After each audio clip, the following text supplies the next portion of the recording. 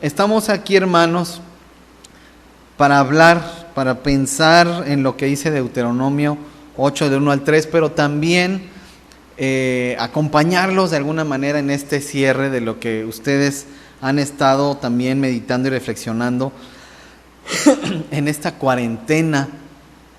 Y es también de mucha bendición escuchar los testimonios de lo que Dios ha hecho entre ustedes, y bueno, pues seguirá haciendo, por supuesto, pero en lo particular yo lo que quisiera, hermanos, es ayudar de alguna manera a dar cierre a esta serie de reflexiones que pues no estoy muy seguro si más o menos tienen el contexto, que estas reflexiones fueron extraídas de un devocional que se llama 40 días en el desierto, que si ustedes quieren leer el devocional, pues está completo, digamos. Obviamente hay que hacer lecturas un poquito más extensas, realmente no mucho más extensas, pero ahí está el devocional, 40 días en el desierto. Y está basado este devocional en el relato de Mateo 4 del 1 al 11, en el que Jesús va al desierto estos 40 días. Y yo le decía a mi hermano Virgilio, sí, ¿verdad? Sí me acordé. Soy malísimo para los nombres, pero sí me acordé. Y le decía a mi hermano Virgilio que nos encontramos por allá, ¿verdad? En la calle con él y con su familia, por ahí del mediodía, que le iba a contar un poquito de cómo surgió este devocional. Y nosotros, bueno, este devocional surgió antes que Restaura Ministerios. Y surgió porque su servidor, que está aquí hablándoles hoy, pues como muchos cristianos en muchas iglesias, pues andaba viviendo pues con un pie en el mundo y con un pie en la fe, tratando de obedecer al Señor, pero también obedeciendo mis instintos, obedeciendo mis deseos, tratando de servir al Señor en la iglesia, pero también sirviendo a mi carne. Y en ese momento, hermanos, en el que uno, pues, yo estaba a cargo llamábamos en ese entonces el Instituto de Formación Ministerial, que pues eran las clases que se impartía para la iglesia. Escribía diversos materiales para aprender, pues, doctrina y discipulado y muchas cosas. Predicaba en ocasiones, hacía muchas cosas, pero en mi vida secreta, aquellas cosas que la iglesia no conocía de mí, pues era otra cosa, ¿verdad? Y cuando precisamente yo medito en Mateo 4 del 1 al 11, para mí fue una sacudida tremenda. Y pudo haber sido cualquier otro texto de la Biblia, porque el Señor nos habla de tapa a tapa, pero en mi caso en particular fue esa lectura. Y yo venía orando de tiempo atrás, años atrás, venía orando diciéndole a Dios, es que Dios, la vida cristiana no puede ser esto que estoy viviendo. No puede ser el domingo estar sirviendo, estar enseñando, estar haciendo cosas muy bonitas, pero el resto de la semana estar tropezando, estar cayendo otra vez en aquellas cosas que yo le dije al Señor, perdóname, ya no lo voy a volver a hacer, y otra vez. Entonces yo le decía al Señor, esto no puede ser la vida cristiana. No puede ser una vida en la que llevo años practicando los mismos pecados y hasta unos nuevos. Yo te amo, yo quiero servirte, quiero servir a la iglesia, yo creo, pero ¿qué hace falta en mi vida? ¿Qué tengo que hacer o qué tengo que creer para salir de este círculo en el que otra vez, y no estoy diciendo dejar de pecar, estoy diciendo experimentar el fruto de un arrepentimiento? Porque yo tuve que aceptar en su momento que yo no me había arrepentido realmente. Yo sentía remordimientos por las cosas malas que hacía. Y lloraba, y lloraba, y oraba, y oraba. Pero nada más, esos remordimientos que me hacían sentir mal. Y esta expresión que usa el apóstol Pablo, de tener una conciencia encallecida, dependiendo la traducción que estemos leyendo, pero cuando Pablo les decía que se cuidaran de no tener una conciencia encallecida. ¿Y qué es algo encallecido? A ver, ¿quién toca la guitarra aquí? ¿Dónde está el que toca la guitarra? ¿Allá arriba? A ver, levante su mano el que toca la guitarra, no lo reconozco. Ah, viene entrando, por eso no lo vi. Bueno, pues los que tocan un instrumento, bueno, también el bajo, yo toqué el bajo algunos años en mi vida, y los callos que te produce estar tocando el instrumento, ya no sientes el dolor, cuando uno empieza, uno siente el dolor de apretar las cuerdas, ¿verdad?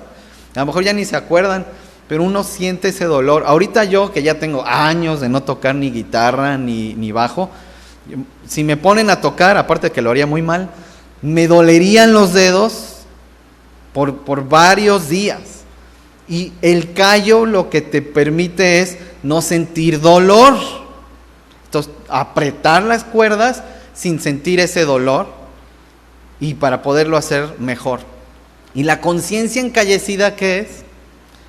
Dejar de sentir dolor cuando estamos fallando, cuando estamos practicando pecados, cuando estamos haciendo las cosas mal. Ya no te importa, ya no sientes tristeza, vaya, ni remordimientos, ¿no? Pero hermanos, ustedes han pasado por esta cuarentena, han meditado en algunas cosas. Yo quisiera puntualizar algunas antes así de entrar de lleno a esta predicación. Y la pregunta, no sé si se reflejó en el resumen en el que ustedes estuvieron meditando, pero una pregunta que hacemos en el día 40 en el devocional es: ¿soy el mismo? ¿Soy el mismo? ¿Soy la misma? Y eso es algo que yo quisiera que usted se preguntara. Y podríamos pensar en la cuarentena, podríamos pensar en el fin de un año y el inicio de otro, y la pregunta sigue siendo la misma. ¿Soy el mismo? ¿Soy la misma? Y esa es la pregunta que no solo debemos hacernos esa cuando acaba un año e iniciamos otro, cuando hacemos una cuarentena de oración, cuando hacemos un devocional de 40 días en el desierto, que este devocional lo escribí para reflejar todas aquellas cosas que Dios me estuvo ayudando a entender del Evangelio. Después de 20 años de ser cristiano, no, yo creo que un poco menos, no he hecho bien las cuentas, pero muchos, más de 15, y hermanos, no había entendido bien el Evangelio. Y no es que una revelación especial llegó a mi vida, no, simplemente el Señor me ayudó a entender el Evangelio que yo no había podido entender todos esos años atrás. y el ministerio surge en parte porque me cayó el 20 de que nunca había sido discipulado. Nunca nadie me tomó y me dijo: te voy a enseñar lo que dice el Evangelio. No. Yo llegué a la iglesia y como un borreguito, ahí estaba, escuché miles de predicaciones, estuve en muchísimas clases, pero para mí el evangelio era un rompecabezas que no sabía cómo unir. Y me había leído la Biblia varias veces y no sabía yo cómo unir las piezas. Y a veces así estamos en las iglesias. Y después de que lo escribo, platicando con amigos en reuniones informales, amigos cristianos, y platicándoles lo que Dios estaba haciendo en nuestras vidas, ¿qué creen que pasaba, hermanos? Igual, amigos cristianos de muchos años, muchos de ellos ya de varias generaciones de ser cristianos, que el bisabuelo, el abuelo, el papá y ahora ellos. En mi caso mi mamá se hizo cristiana, ya nosotros ya éramos unos niños, por supuesto, y le agradezco eso, que nos obligaba a leer la Biblia, no habiendo nunca pisado pues una iglesia así en forma, ¿verdad? y para nosotros era, ¿qué es esto? ¿Qué le pasó? ¿No? Y ya después llegó nuestro momento, pero lo que quiero decir es que con estos amigos, algunos no tenían mucho tiempo ser cristianos, otros sí, desde pequeñitos los llevaban a la iglesia, pero con muchos de ellos se repetían lo mismo. Me decían, yo también necesito restaurar mi comunión con Dios. Yo también he estado viviendo igual que tú has estado viviendo todos estos años. Me pasa lo mismo y no sé qué hacer. Yo también me pregunto, ¿esta será la vida cristiana? ¿Esto es? Y para nosotros fue una gran sorpresa. Yo decía, pues yo debo ser el único en mi iglesia. ¿O cuántos pocos estaremos viviendo en esta frustración? Y resultó que éramos muchos. Y entonces dijimos, ¿por qué no ayudamos? ¿Por qué no hacemos equipo con las iglesias? ¿Por qué no escribimos un material que ayude a las iglesias para esto, para reflexionar en estas cosas? Y este devocional lo trabajamos cuando damos consejería personal o matrimonial o familiar. Y cuando llegamos al día 40, siempre es después de un sufrimiento prolongado de 40 días. Y con sufrimiento no quiero decir que, ya quiero que termine esto, sino un sufrimiento, voy a decirlo así, un sufrimiento santo. Un sufrimiento en el que Dios te ha llevado a tomar decisiones que cambian tu vida. Porque de repente uno se da cuenta que uno cree cosas con la mente, pero no ha tomado las decisiones en su vida que reflejan lo que está aquí en la cabeza. Y tiene que ver con esto, y por eso la pregunta, ¿soy el mismo? ¿Soy el mismo? Y pasando al texto, hermanos, yo tengo la nueva versión internacional, me perdonarán ustedes porque yo sé que ustedes han leído la Reina Valera 60, y voy a estar leyéndolo con esta versión y reflexionando en algunas cosas. Y el primer versículo que dice, cumple fielmente, me encanta la palabra porque no le sobra nada. ¿No lo ha pensado usted alguna vez? Cumple fielmente todos los mandamientos que hoy te mando, para que vivas, te multipliques y tomes posesión de la tierra que el Señor juró a tus antepasados. Bueno, necesariamente tenemos que pensar en el contexto de esto que está pasando aquí. Un pueblo que Dios escogió, y escoge a una persona en particular primero, a Abraham, a su esposa Sara, y de ahí nace una nación. Hay una parte aquí en Deuteronomio que no tengo ahorita muy clara en la memoria, en la que está diciendo Moisés al pueblo de Israel, bueno, ustedes no son el mejor pueblo, el más fuerte, el más inteligente. No son el mejor pueblo que hay sobre la tierra, pero son el pueblo de Dios. No sé si usted recuerda ese texto. Pero están recordando la ley. Por eso el nombre de Deuteronomio, ¿no? De volver, de alguna manera decirlo, volver a dar la ley. Pero básicamente lo que significa es recordar la ley. Van a entrar a la tierra prometida. Van a pasar muchas cosas. Y viéndolo fríamente, algunas de las cosas que van a pasar, que mañana en la noche estaré predicando sobre eso, hablando del libro de Josué, pero algunas de las cosas que van a pasar es que van a entrar a esa tierra y uno lo ve muy románticamente, muy bonito. Van a entrar a la tierra para conquistarla.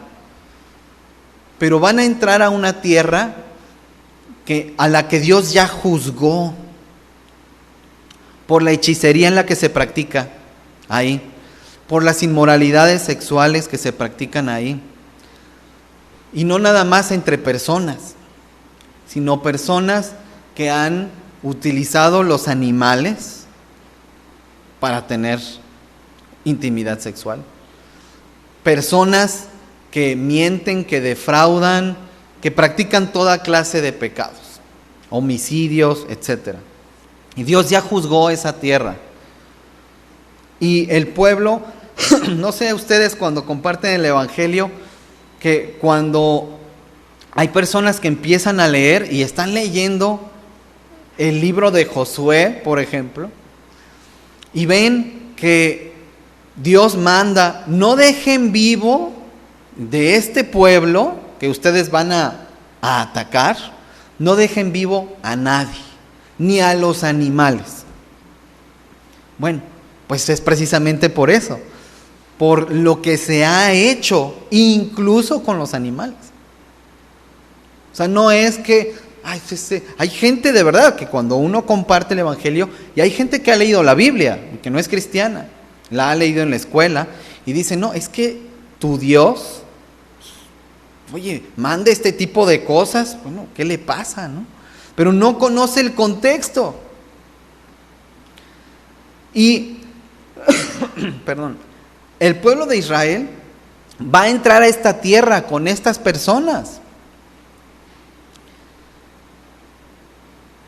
Y es necesario, y por eso le dice, cumple fielmente todos los mandamientos que hoy te mando para que vivas, te multipliques y tomes posesión de la tierra que el Señor juró a tus antepasados. ¿Se dan cuenta? El Señor juró esta tierra a los antepasados, pero además les está pidiendo que cumplan fielmente todos los mandamientos. O sea, no se trata únicamente de entra y conquista la tierra. Lo que Dios quiere es que este pueblo le sea fiel. Déjenme decirlo de esta manera, hermanos. He escuchado unos poquitos testimonios de cuán bueno ha sido el Señor con algunos de ustedes y seguramente todos tendrán muchas cosas preciosas que decir. Pero Dios, además de que nos bendice abundantemente, nos pide, cumple fielmente todos los mandamientos que te mando. Y es de maravillarse que Dios nos podría bendecir y nos bendice a manos llenas. Siempre. Porque esa es su gracia. Nos da aunque no lo merezcamos. Y algunos tienen esta idea y a veces no muy conscientemente, hermanos, de si yo hago estas cosas para Dios, Dios me va a bendecir. Si yo sirvo a Dios en la iglesia, si enseño, si estoy con la parte multimedia o con la alabanza, o que hago esto, hago el otro, si hago estas cosas para Dios, Dios me va a bendecir. Es más, tan sencillo como si yo voy todos los domingos a la iglesia y participo con todas las cosas que hace la iglesia, Dios me va a bendecir.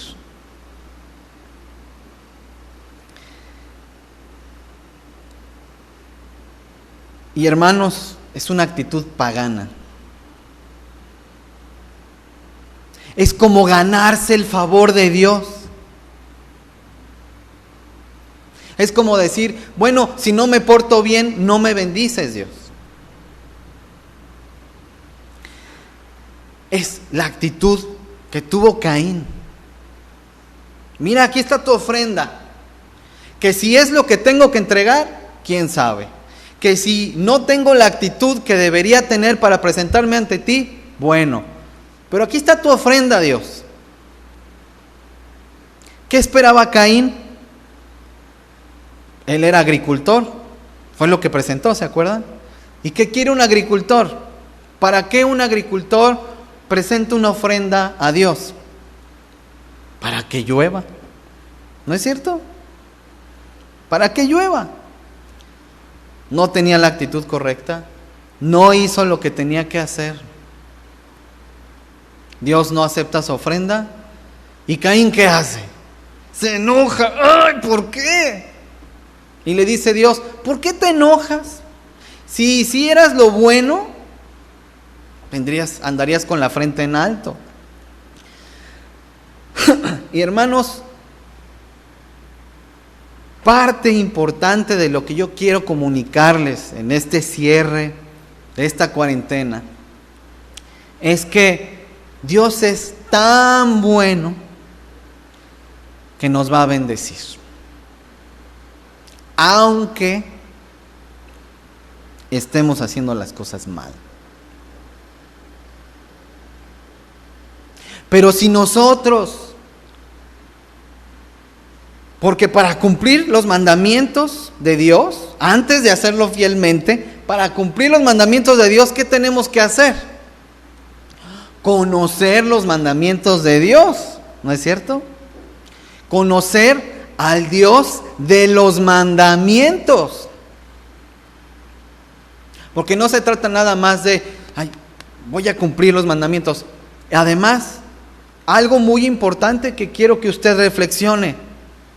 Los mandamientos de Dios muchas veces no son los que yo creo que son los mandamientos de Dios. Se lo voy a explicar de esta manera.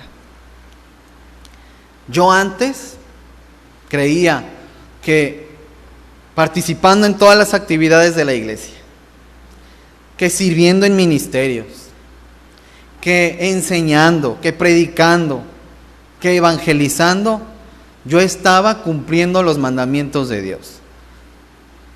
Ahora, claro que hay que evangelizar, pero ¿es un mandamiento que define mi comunión con Dios? ¿No? Enseñar, claro que hay que enseñar, pero ¿es un mandamiento que define mi comunión con Dios? No. Entonces, yo creía que haciendo esas cosas estaba agradando a Dios, pero no estaba cumpliendo los mandamientos de Dios. ¿Se dan cuenta? Entonces, esta era parte de la gran falla que el pueblo de Israel tenía. Incluso, este era el pensamiento que tenía Israel cuando Jeremías les dijo, Dios va a destruir la ciudad. Y Jeremías les dijo, la profecía, lo que Dios le encargó a Jeremías decirle al pueblo de Israel, fue, no crean que porque está aquí el templo de Dios en Jerusalén, no crean que por eso Dios no va a destruir la ciudad. Porque ¿qué decía Israel? No, pues aquí está el templo de Dios. Aunque hagamos todo lo que está mal y no cumplamos los mandamientos de Dios, Dios no nos va a hacer nada. porque aquí está su templo. Y Dios les manda a decir, pues ¿qué creen? Dios prefiere destruir el templo para que ustedes y ahora nosotros entendamos que sí es cumplir los mandamientos de Dios. Y en el caso de ellos, Dios tenía un propósito, introducirlos en esta tierra. Después de estos 40 años en el desierto, tremendos. Y no en balde murió una generación en el desierto. Una generación rebelde. Una generación que decía, no, pues preferimos regresarnos a Egipto que estar aquí. Una generación que despreció a Dios. Y ahora esta nueva generación que va a tomar posesión de esta tierra, Dios sabía que si su pueblo no cumplía fielmente los mandamientos, se iban a corromper como los otros pueblos que vivían ahí. ¿Y qué pasó, hermanos? El pueblo de Israel se terminó corrompiendo y copiando las mismas cosas que los pueblos que fueron destruidos y que estaban ahí antes que ellos. Esto nos tiene que enseñar algo. Nos tiene que enseñar algo. Y como iglesia, meditar y reflexionar. Si algunos de nosotros quizá estamos imitando a las costumbres de donde hemos crecido, donde Dios nos ha puesto. Y con eso de imitar las costumbres, a lo que me refiero, hermanos, es pues a no cumplir fielmente los mandamientos de Dios. No podemos decir que amamos a Dios y mentir como una práctica que no nos molesta. No podemos decir que amamos, que creemos en Dios y ser injustos. Ver la necesidad y no atender una necesidad. Ver a alguien en el trabajo o en la escuela o un vecino que nos cae mal y no hablarle y ser groseros y hacer como es cualquier persona que no conoce a Dios. A eso me refiero, a eso se refiere la palabra, estas costumbres, ser como aquellas personas que no conocen a Dios. Y dice, 2, recuerda que durante 40 años el Señor tu Dios te llevó por todo el camino del desierto y te humilló y te puso a prueba para conocer lo que había en tu corazón y ver si cumplirías o no sus mandamientos. Tremendo, hermanos. Durante 40 años el Señor te llevó por todo el camino del desierto. Hermanos, normalmente interpretamos cuando hablamos de es que estoy en mi desierto, que lo que estamos diciendo básicamente es que nos está yendo mal, ¿no? Es que estoy en mi desierto, me está yendo mal, entonces el Señor me está probando. Hermanos, también cuando Dios nos llena de bendiciones y las cosas nos salen muy bien, también Dios nos está probando. Y dice, ¿para qué nos prueba? Dice, para conocer lo que había en tu corazón. Pero a veces algunos lo interpretan como para que Dios conociera lo que había en el corazón de su pueblo, pero pues Dios ya sabe qué hay en el corazón de su pueblo. ¿Quién necesita conocer lo que hay en su corazón? Yo. Y usted también. Porque nos engañamos. Nos engañamos. Y pensamos, yo estoy bien con Dios. ¿En serio? nos prueba para que conozcamos lo que hay en nuestro corazón y ver si cumpliríamos o no sus mandamientos. Y dice, te humilló y te puso a prueba. ¿Qué es que Dios nos humilla? ¿Qué significa que Dios nos humilla? Significa que, como a mí me pasó, que yo me las daba de bien espiritual por todas las cosas que hacía. Yo pensaba que así agradaba a Dios. Yo pensaba que así cumplía sus mandamientos. Y me humilló porque me di cuenta al ver su palabra y al Él, por su gracia y su misericordia, ayudarme a entender. Me humilló porque ahí es donde yo me di cuenta que amaba mi religiosidad. Amaba mi reputación ante la iglesia. Amaba las cosas que hacía, pero no amaba a Dios. No amaba a Dios. Y es una humillación muy grande darte cuenta que todo lo que haces no lo estás haciendo por Dios, en mi caso, sino que lo hacía por mí. Por mí. Pero me engañé pensando que lo hacía por Dios. Me engañé pensando que lo hacía por la iglesia. Y lo hacía por mí. Por mi orgullo. Por mi necedad. Por mi amor exagerado a mí mismo. Por las cosas que la gente podría decir. Ay, hermano, mire usted cuánto sabe. Ay, hermano, usted qué bonito enseña. Ay, hermano, usted... ¿No? Pues Dios nos humilla para que nos demos cuenta que no somos lo que pensamos. Y al darnos cuenta lo que realmente hay en nuestro corazón. Y dice el versículo 3, te humilló y te hizo pasar hambre, pero luego te alimentó con maná, comida que ni tú ni tus antepasados habían conocido, con lo que te enseñó que no solo de pan vive el hombre, sino de todo lo que sale de la boca del Señor. Así es, hermanos. Nos humilla y pasamos hambre.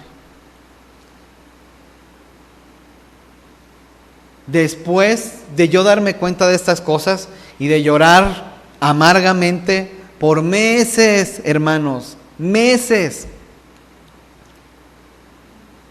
Después de ese tiempo, yo pasé por una etapa en la que yo quería llorar por mi... Bueno, no, más bien fue al revés, ya me acordé. Antes de llorar amargamente, al darme cuenta de estas cosas y de que Dios me humillara, antes de eso, ¿saben cuál era mi oración, hermanos? Yo le rogaba a Dios, permíteme llorar. Permíteme derramar una lágrima por mi pecado. Permíteme sentir dolor por fallarte. Permíteme que me pueda poner de rodillas y llorar por las cosas que he hecho. Y pasaban meses y no pasaba nada. Y yo sabía, hermanos, que eso era mi conciencia encallecida. Y que tiene que ver, me hace recordar este texto que dice que les hizo pasar hambre. Yo tenía hambre de Dios.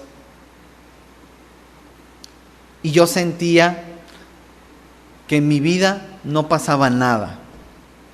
Y les insisto, hermanos, yo preparaba estudios, preparaba clases, leía la Biblia y me ponían a orar y a veces predicaba, pero yo tenía hambre de Dios, porque yo sabía que lo que estaba haciendo era hueco, era para mí, y tuve hambre de Dios.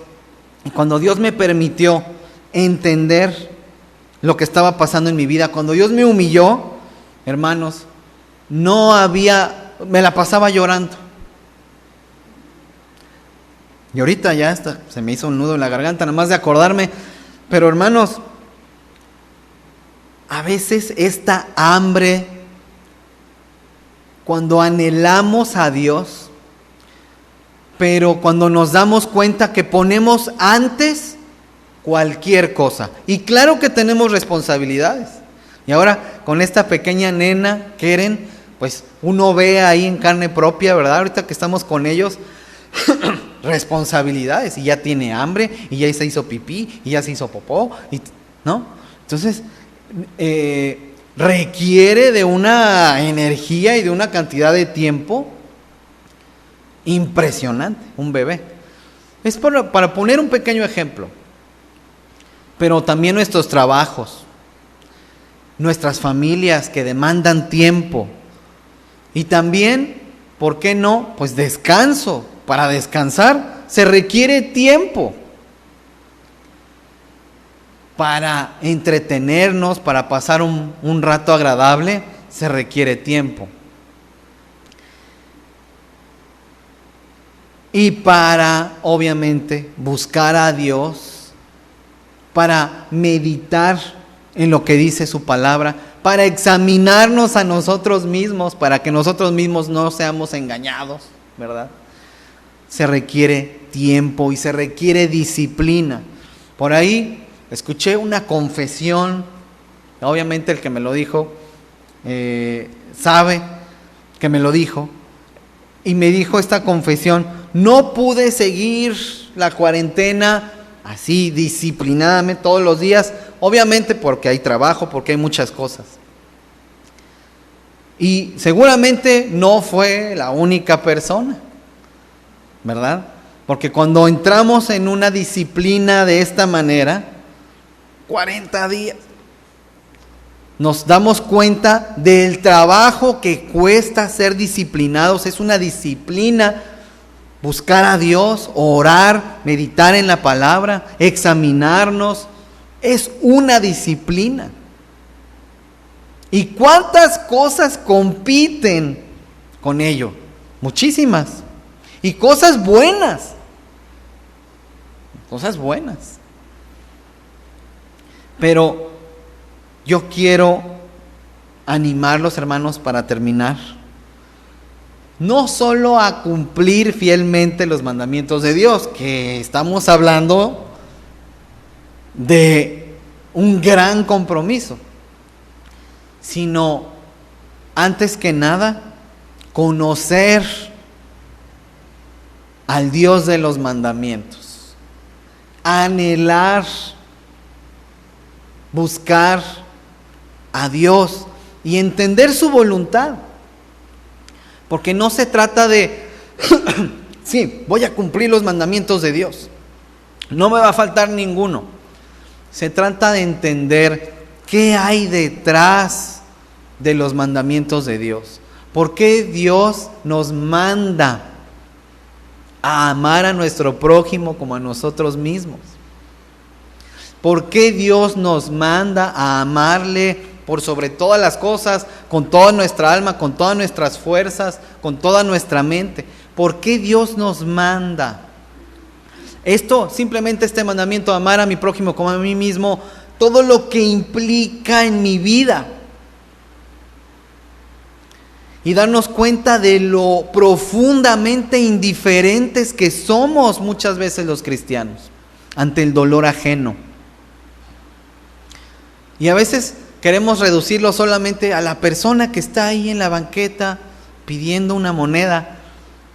Pero la necesidad, el sufrimiento, la injusticia está más cerca de nosotros de lo que pensamos y no la vemos porque no queremos verla.